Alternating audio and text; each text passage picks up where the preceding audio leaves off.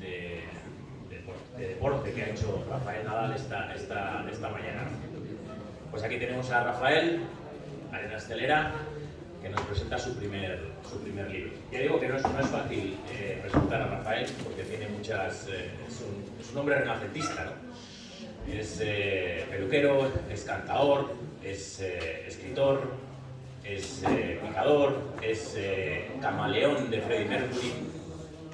Así que es un poco complejo el presentarlo. Pero bueno, vamos a ello, ¿no?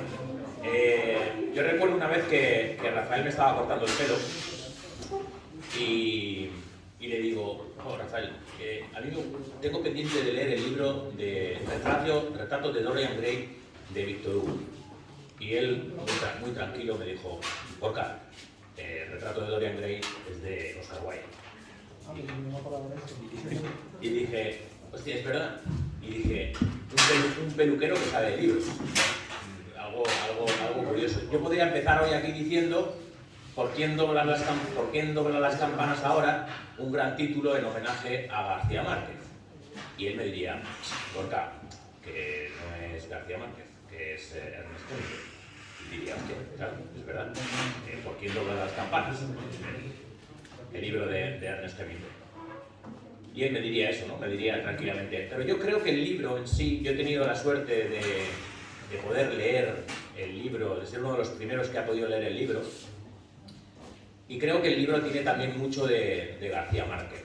Tiene realismo mágico y tiene bastante de Ernest Hemingway, aunque Ernest Hemingway no sale muy bien parado, y luego igual le podemos preguntar, en ese cuento que se llama ¿Por quién doblan las campanas ahora?, que da título al libro, porque es uno de los 13 relatos, es ese cuento en el que Juan Belmonte, Ernest Hemingway y, recuérdame el tercero, Picasso juegan al Giley con un personaje que es en principio él, porque el libro no deja de ser un juego en el que Rafael nos presenta y se presenta en diferentes situaciones y en diferentes espacios. Espacios como La Algaba, espacios como Sevilla, pero también espacios temporales. Juega con el tiempo. Él situándose en el futuro como un futuro picador, y es un juego muy interesante el libro, todos los 13 relatos. Hablaba que creo que tiene mucho de Ernest Hemingway el libro, porque es un libro que se lee muy bien, tiene una escritura muy liviana y muy directa, muy de Ernest Hemingway, yo creo. Los que somos de La Algaba, porque yo soy de La Algaba, a veces nos quedamos mucho en el pueblo y no salimos y no cruzamos el Guadalquivir para venir a Sevilla. Y yo he venido a Sevilla este fin de semana, curiosamente he venido dos veces a Sevilla, ayer y hoy. Y claro, dándole vueltas un poco a este evento, me he encontrado con dos situaciones muy curiosas, ¿no? He pasado por el Palacio de las Dueñas, aquel espacio en el que nació Antonio Machado y habla sobre mi infancia es un patio de Sevilla, ¿no? Donde madura el limonero, y hace referencia a ese patio, al patio en el Palacio de las Dueñas. Y me acuerdo un poco de cómo las personas que escriben proyectan su vida en su obra. Y en ¿Por quién doblan las campanas ahora? Está muy presente la vida de Rafael, y proyecta mucho, eso creo, Rafael, su vida en muchos de los relatos, y por eso es interesante. En función de que le conozcáis más o menos a Rafael, pues tendréis esa certeza de que lo que está contando tiene que ver con su vida. Otro de los espacios que vi ayer, saliendo de San Jacinto y llegando al Altozano, vi la estatua de Juan Belmonte. Bueno, en el Palacio de Dueñas también vivió, no sé si nació, pero vivió fijo Charles Nogales, que es el autor del libro Juan Belmonte, Matador de Toros. un libro que recomiendo incluso a quien no le gustan los toros. Y también recomiendo este libro a aquellas personas, este libro de ¿Por quién doblan las campanas ahora?, a aquellas personas a las que no le gusten los toros. Porque este libro tiene clase, y este libro, aunque no te gusten los toros, te acerca a unas vivencias del mundo de los toros. Yo me quedo con una cosa, y por terminar, porque esto no es un acto suyo. A mí una de las cosas que me gusta de los picadores es ese respeto que se tiene, que el ritual le tiene, ¿no?, que la fiesta le tiene al hecho de poder vestir de oro.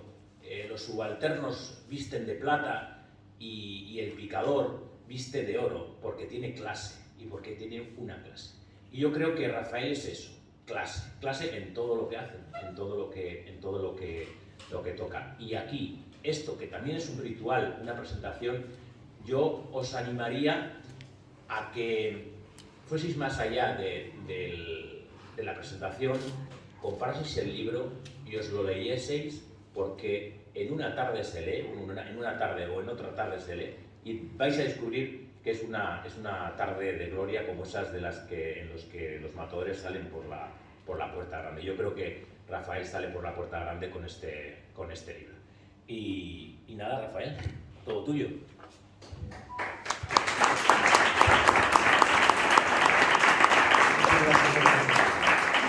Y muchas gracias a todos por haber asistido.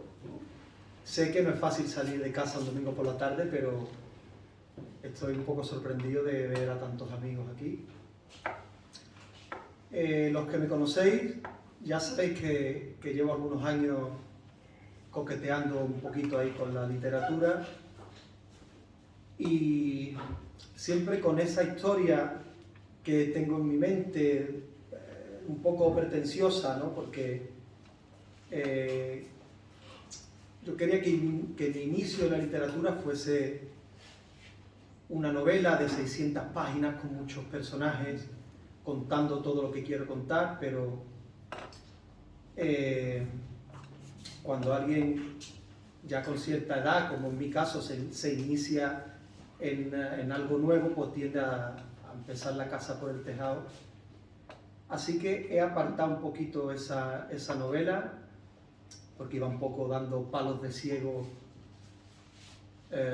por mi poca experiencia. 800 personajes, a veces en el capítulo 4 ya tenía 800 personajes y aquello era un lío, ¿no? Sí que me gustaría decir que también, bueno, que la tengo muy avanzada gracias a este libro de relatos, que me ha servido un poco para organizarme mejor a la hora de escribir. Entonces, como decía, ese primer proyecto que tenía en mente lo he apartado un poco y le he hecho hueco a este libro de relatos. He seleccionado algunos relatos, 13 concretamente, de algunos que tenía, de muchos que tengo por ahí escritos y guardados. Creo que he seleccionado, bajo mi criterio, los más divertidos, los más publicables.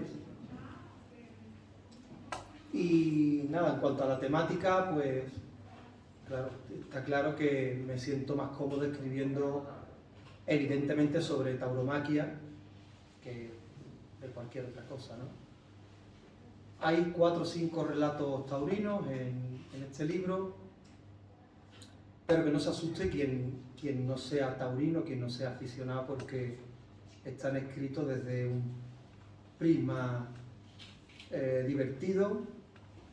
Hay un relato que es un poco más didáctico, donde a quien le interese un poco conocer el mundo de la tauromaquia, más concreto de la suerte de picar, pues ahí puede conocer, puede rescatar algo, ¿no?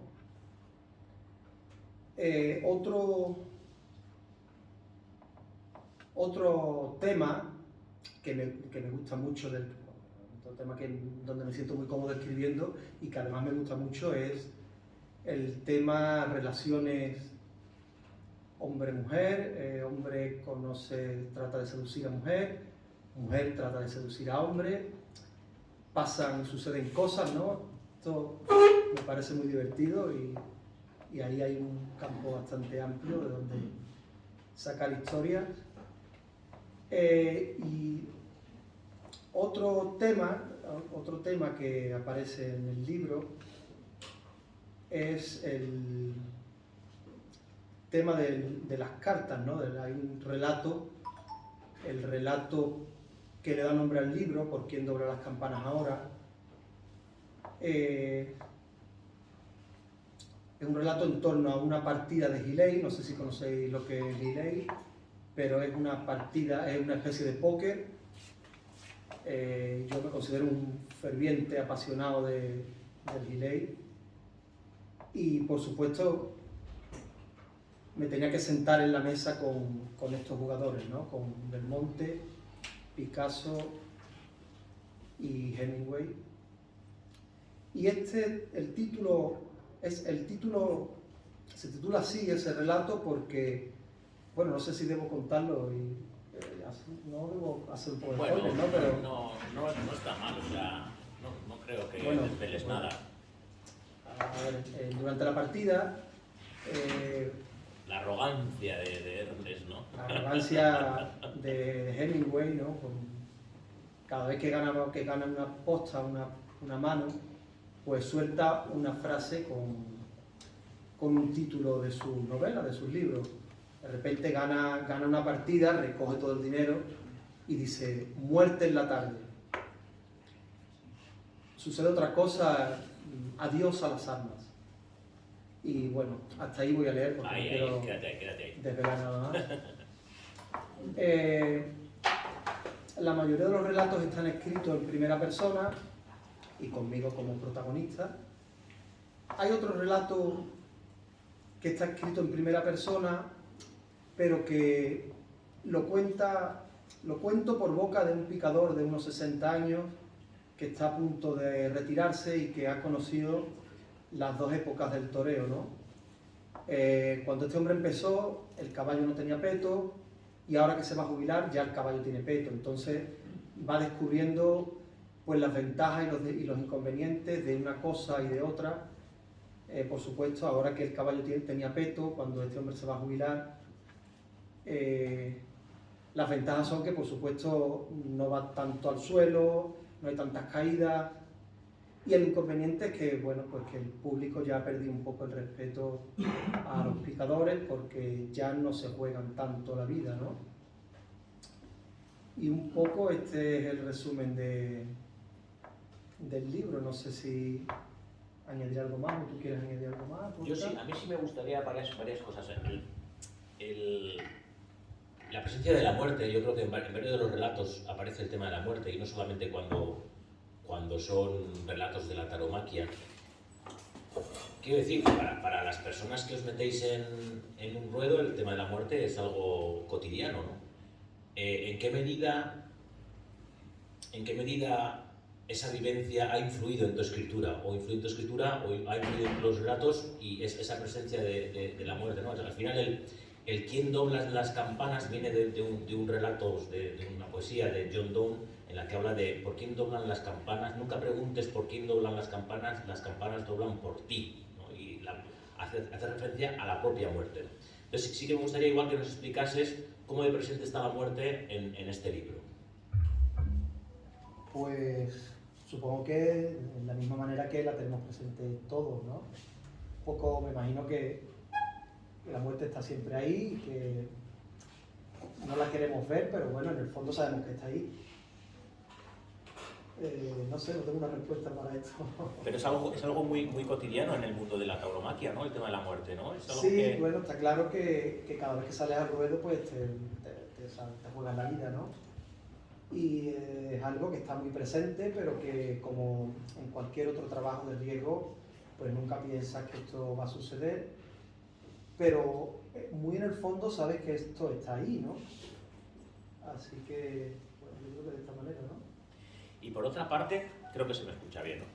Por otra parte, ¿cómo juegas o sea, el escribir para ti es un aspecto lúdico y yo creo que es muy interesante porque cuando una persona lee el libro, sabe que tú estás jugando a meterte en un personaje, a meterte a generar autoficción. El primer relato, por ejemplo, se presenta en la Algaba, luego no aparece más la Algaba, más o menos, no aparece más la Algaba, aparece de lleno en el primer relato. Pero ¿cómo tú te vales de la escritura para posicionarte en sitios en los que te hubiese gustado estar? Por ejemplo, con estos 3 personajes tan relacionados con el mundo de los toros, o en otras relaciones, o en otros momentos, ¿no? Claro, esta es la magia que tiene la escritura, ¿no? Que de repente puedes volar y convertirte incluso en otra persona, o sentarte a una mesa con quien te quieres sentar, o que sucedan cosas que tú quieres que sucedan, o en este caso, por ejemplo, hay un relato que se llama Muérdeme una teta y verás las estrellas, que este sucedió exactamente así, tal y como lo cuento. Pero hay otro relato, como por ejemplo Mi vecina esa que gime, que se parece mucho a la realidad de lo que sucede o ha sucedido, pero el final lo cambio porque, bueno, me parece un final que yo quería que hubiese sucedido así que como, digamos que como el libro es mío, pues lo pongo al final que yo quiero. Y un poco esto, ¿no? Esta es la magia de la literatura, ¿no? Lo del retrato de Dorian Gray es verdad, ¿eh? No sé si realmente fue con el libro del retrato de Dorian Gray o fue con Los Miserables, pero yo es cierto que tú me estabas cortando el pelo y yo metí la pata ahí y tú me corregiste muy bien, con muy buen talante, con el buen talante que tú tienes, y dije, hostias, es verdad, es así. Y puse en valor el hecho de que un peluquero diese conversación más allá del sálvame, ¿no? Que bueno, es un estereotipo y me estoy metiendo, perdón por los peluqueros, ¿no? Que igual me estoy metiendo en un fregado. Pero el tema, por ejemplo, de los escritores. Ernest Hemingway no sale muy bien parado de ese cuento. No vamos a desvelar nada más, pero sí que es cierto que tú le dices tu personaje le dice a Hemingway, mira, deja de escribir paisajes durante 3 páginas para no decir nada, ¿no? O sea, te cargas un poco a Hemingway. Sí que quizás cuando escribimos en base a lo que hemos leído, o autores que nos gustan, o cogemos un poco el estilo. ¿Cuál es tu estilo y cuáles son tus autores fetiche o que son los que te gustan? Pues precisamente Hemingway es uno de ellos. Precisamente Hemingway, porque también hay que entender que uno cuando describe, en las descripciones de los paisajes de Hemingway, esto que cuando te pasas 4 páginas leyendo a Hemingway que no sucede absolutamente nada, pero te está contando una manzana, como ve una manzana caer. De esa manera descubres un poco lo que hay en la mente y el estado de ánimo del autor, ¿no? Hemingway es uno de mis escritores favoritos, Salinger, bueno, los buenos. Bukowski, me gusta mucho, me parece muy divertido su escritura, y un poco por ahí, Oscar Wilde también me gusta mucho, me parece un tipo bastante interesante, y un poco ahí. ¿Te consideras escritor? En absoluto. Me considero alguien con inquietudes literarias que, no sé, siendo un poco valiente, pues ha publicado algo, y hoy he convocado aquí a muchos amigos a los que le agradezco que vengan porque, bueno, me estáis dando de alguna manera un voto de confianza, ¿no? Ninguno sabéis cómo escribo, lo vais a descubrir ahora, os gustará o no os gustará, pero de momento estáis aquí, ¿no? A partir de este libro, si dentro de un año, del tiempo que pase, publico algo y estos mismos amigos están aquí, pues ya vienen sabiendo cómo escribo, ya no vienen por cariño, vienen porque les interese mi manera de escribir o lo que yo vaya a contar. A partir de ahí quizás puedo sentirme un poco más escritor, pero ahora en absoluto. Soy un melón por calar. Hombre, está claro que la humildad es decir, que la humildad es un valor importante.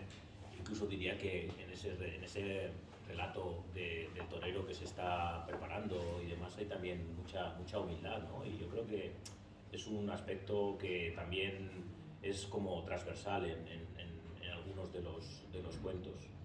Ese es mi relato favorito. Este es un relato que se titula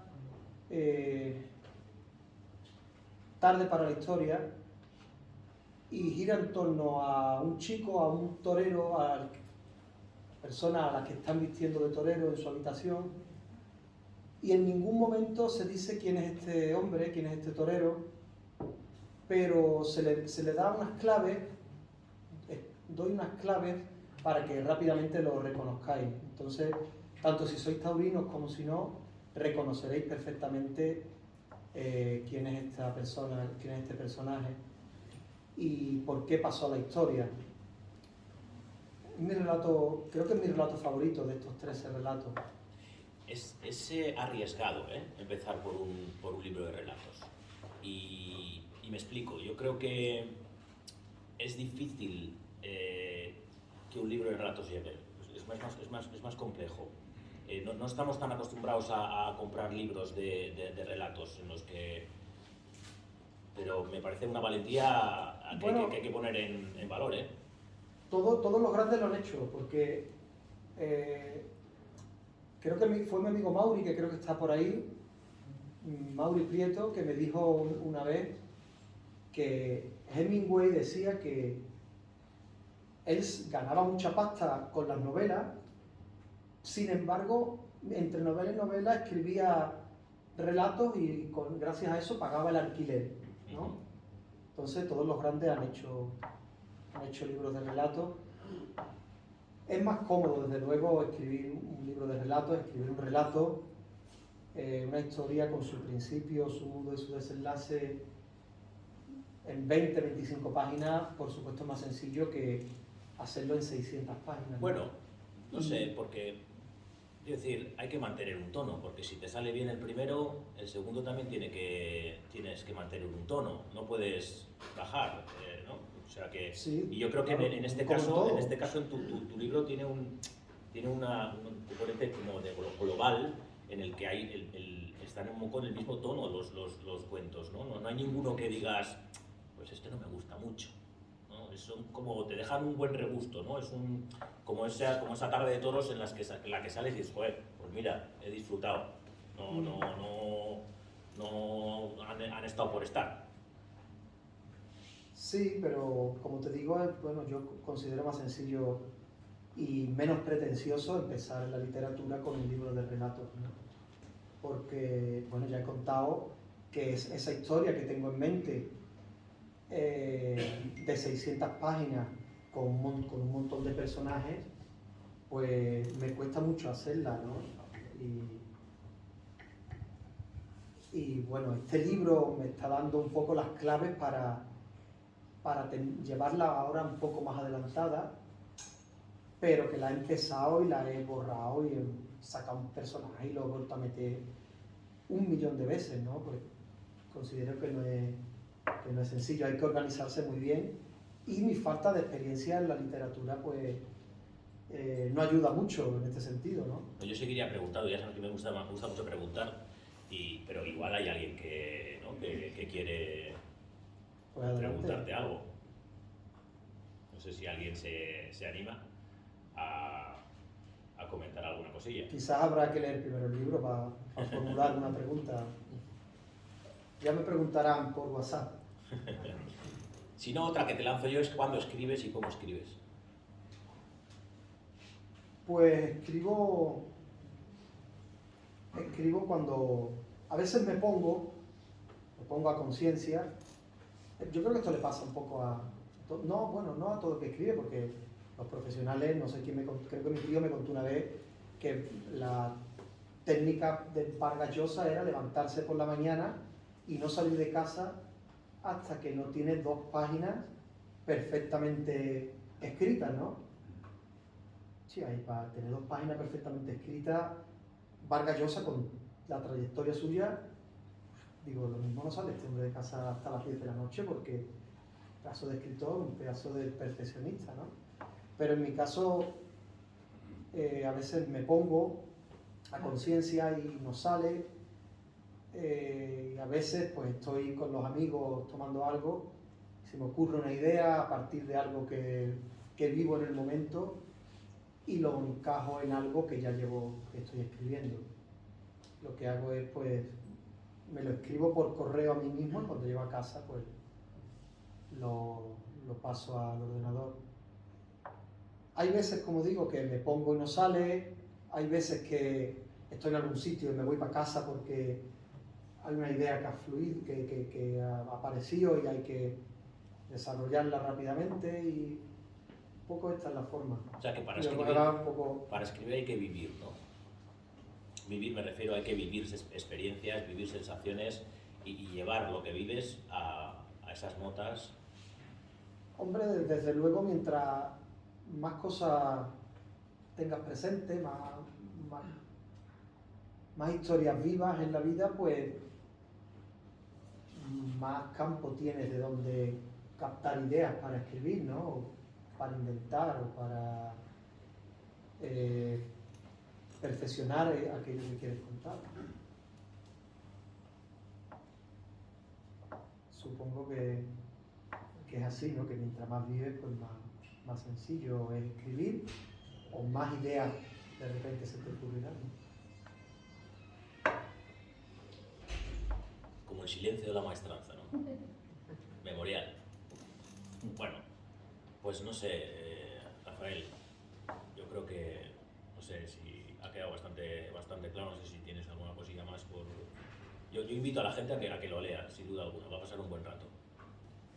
Sí, bueno, yo tengo que reiterarme en agradeceros que estéis aquí, que me deis este voto de confianza a este humilde y principiante escritor, que no me considero, como he dicho, y esto, agradeceros que hayáis venido y que me deis este voto de confianza, repito, y que nada, si ahora no tenéis ninguna pregunta por hacer y que yo contestaría encantado, pues que ya una vez que leáis el libro o parte del libro, pues que me la formuléis con total tranquilidad y lo comentaremos en el bar tomando un café.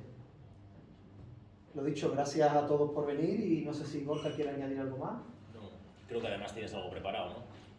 Pues sí, claro, aprovechando que tengo a tantos amigos aquí, que mi cumpleaños fue hace un par de días, ahora tomaremos un vinito. Así que, lo dicho, gracias a todos por venir. Bueno,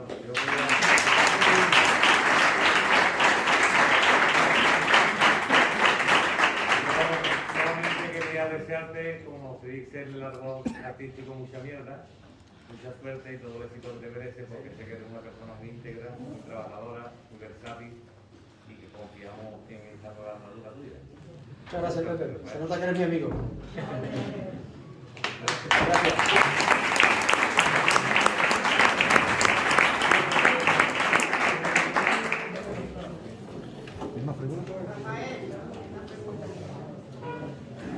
Una pregunta por aquí. Una preguntita. Lo he apagado, Yo tengo una pregunta y una observación. Este momento donde la literatura escrita es difícil de mantener, más sobre todo hacer un libro, editarlo y publicarlo y comercializarlo después. Esto ya de por sí es una hazaña y cualquier libro que se haga en estos momentos ya tiene una historia. Este libro que tú has presentado además tiene un título muy significativo. Nosotros los que somos del pueblo, en los años 40, 50 y quizás 60, oíamos como las campanas de los pueblos se convertían en el medio de comunicación doméstico más importante. Las campanas entonces nos decían cuando venía una autoridad eclesiástica al pueblo, según doblaban las campanas, si un niño se había ahogado en la ribera de la Algaba o simplemente si había un fuego, un accidente importante. Las campanas entonces comunicaban según el tiempo de una campana a otra, el espacio, y según el movimiento y el ritmo nos decían muchas cosas. Nos decían eso, que había muerto un niño ahogado en la ribera, inclusive en esa época nos decía también las campanas si el difunto en un día determinado era hombre o mujer. Todavía eso se hace en mi pueblo, lo que pasa es que se hace de una manera irregular, no siempre es así. Y sobre todo ahora que las campanas son electrónicas y se mueven por impulsos eléctricos, no mecánicos, porque antiguamente esto lo hacía el sacristán, que se sabía todas las incidencias que podía haber en el pueblo y podía transmitirlas a través de esos toques de campana. ¿Por qué doblan las campanas ahora? Me figuro, Rafael. ¿Podría tener un significado ese título a lo que yo te comento de esas campanas que hablaban? Nada que ver, Benito. Nada que ver porque, más que con el hecho de que las campanas doblen por algún motivo u otro, el título viene por ese título de la novela de Hemingway, de Por quién doblan las campanas, de Hemingway. Y yo creo que lo he explicado, ¿no? Esto le da el título a un relato del libro que trata de una partida de cartas donde me siento a jugar con estos personajes que ya he dicho, y entre ellos Hemingway, y Hemingway no hace más que dispararme títulos de sus libros, y al final sale a relucir su título Por quién dobla las campanas. No puedo desvelar mucho más porque desvelo el relato, ¿no? Entonces, más que por el hecho de que doblen las campanas en el pueblo de una manera o de otra, por una cosa u otra, viene por el título de este libro, ¿no? Así que, bueno, tiene como que ver un digo, poco con la tradición, ¿no? Cuando haces referencia al relato de que claro, a mí, yo pensaba cuando en el cuento en el que tú haces referencia a ese picador de 60 años, yo pensaba que eras tú el que te veías con 60 años. No, es que estás generando un personaje de ese claro, estilo. es que... Pero ahí sí que trasladas la progresión de la tradición, que tiene un poco que ver con lo que plantea, ¿no? Él, ¿no? Con el tema de cómo ha cambiado la vida, ¿no? De cómo antes se comunicaba con las campanas y cómo antes era el toreo con los picadores sin peto, los caballos sin peto, y cómo ahora es totalmente diferente, ¿no? Sí, bueno, podemos hacer un símil entre eso y este relato, pero más bien el título va por el relato el otro, ¿no? Y en este caso, este relato que cuento en primera persona, empecé escribiéndolo como narrador, en tercera persona, pero cuando llevaba medio relato escrito, pensé que era mejor que lo contara un profesional de su boca, ¿no? Un señor de 60 años, cómo lo está viviendo, ¿no? En ese momento, cómo le corroe esto cuando de repente, después de 40 años dedicándose a la profesión, llega el borracho del pueblo y se hace picador, de buenas a primeras. Y entonces, pues, coño, esto pues lejos de mucho, que los tiempos hayan cambiado tanto, que cuando él empezaba, sus maestros anteriores no podrían haberse imaginado nunca que un tío que de repente es un borracho del pueblo terminara siendo un gran picador de toros. Pero al final se la juega de alguna manera, le pone una especie de trampa y ya le veréis qué pasa, ¿no? Así que... ¿Una pregunta más? esto- Raúl.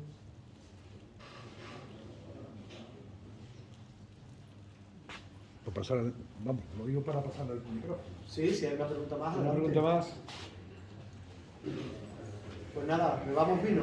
Venga. Muy bien.